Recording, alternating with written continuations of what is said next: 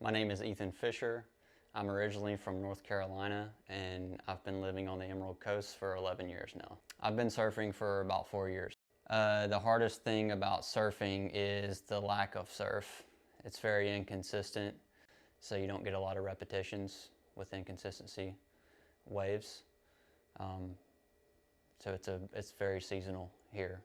The worst season to surf here is definitely the summertime. The waves are weaker, the waves are smaller. Typically we get a lot of flat spells. We have a lot of paddle boarders here, and you can enjoy that, but there may be a ripple in the water, but we rarely get waves in the summer. I didn't know anything about belly boards until probably about 4 months ago, really.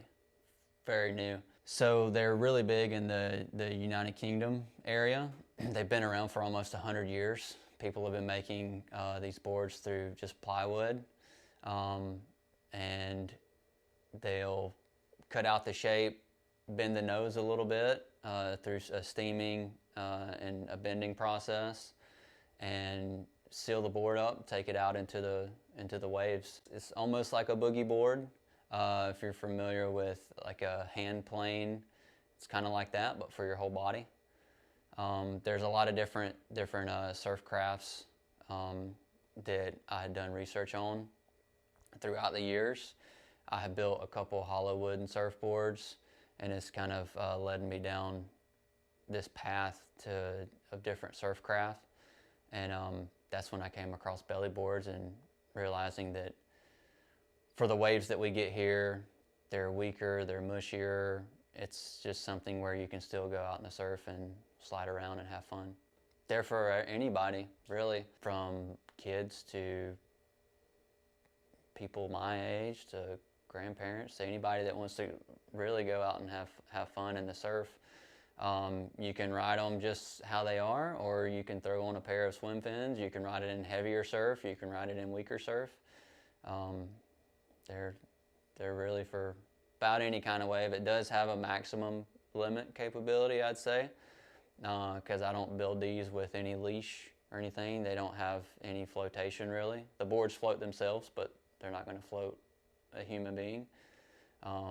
So it's perfect for smaller waves. And it's a really good board for beginner surfers to learn how to read the waves.